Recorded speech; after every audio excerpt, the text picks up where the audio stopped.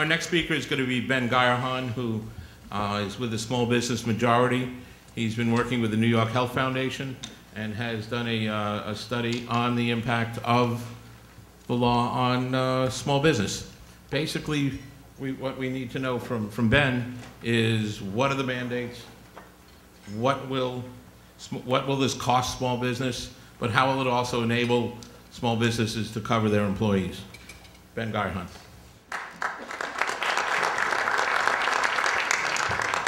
Hi. So I'm going to focus on three things about small business, which is mandates, tax credits, and the exchange, because I think that's where the biggest impact of this bill is going to be for small business. So first of all, there's going to be the bill itself simply provides tax credits to businesses, which is going to really help them. In New York, small businesses that are offering health insurance are currently paying 18% of payroll in order to provide that insurance. It is an astronomical figure. For businesses smaller than 25, they're going to see a tax credit. That's going to be on a sliding scale from 35 to 50%. Now, I know many people look at that and say these tax credits are available only to businesses where the average pay is $50,000 or less. And I know probably people looking around the room and they're saying, this is New York, there's no way anyone's going to qualify. An important piece of that is that the owner of the business is excluded from the payroll piece. So if you imagine an advertising agency where you have a lot of young people working there and they're making between $25,000 and $60,000, $70,000 a year, and the owner is making $200,000 a year, well, the beauty of that is that company is actually going to be included in the package because the owner is taken out of that piece. So there are really good tax credits. Those tax credits are actually going to apply to an awful lot of businesses.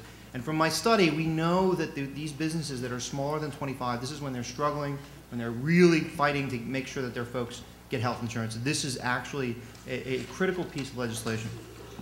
Coupled with the mandates. Now, I hesitate to call them mandates because I would reject the notion that there are any mandates on small businesses.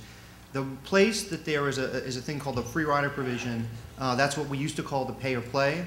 This is this is essentially a fine for businesses that do not offer health insurance. That kicks in at 50 employees, 50 full-time employees.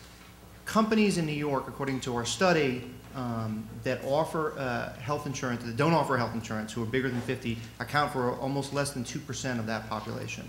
What we know is as businesses go from 2 to 20 to 30 to 40 to 50, when they hit 50, they've got HR departments, they're providing health care, they're pretty well-functioning companies. So we believe that, that this mandate, to the extent it exists, the pay or play option is going to have a very limited impact. And I'm happy to go over the details of it, but it's not a particularly expensive mandate, even for those companies that get caught up in it.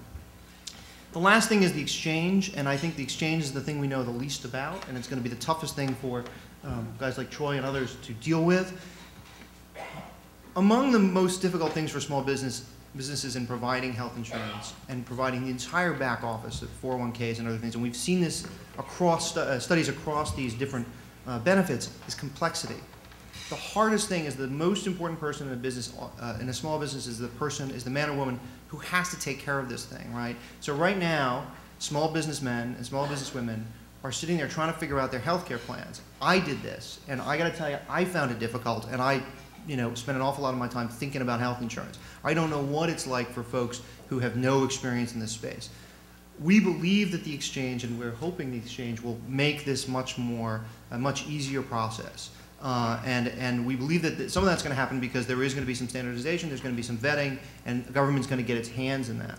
But that's the place where there needs to be the most advocacy, and frankly the place where we really need to ease this burden, because if you can free up the person who is most important in a business to do his or her job, you're going to unleash a lot more entrepreneurism. And we think that's where this bill really, the leftover piece can really have a huge impact. So the three things to remember: small business tax credits for companies smaller than 25. Those go for 4 years, and then you get it's 6 years, but it's first 4 years, and then 2 years you can use as much as you want. Those, by the way, apply to nonprofits. The mandates really are going to have a very minimal impact in New York, and the exchange is, I think, going to simplify this process in a significant way. Thank you.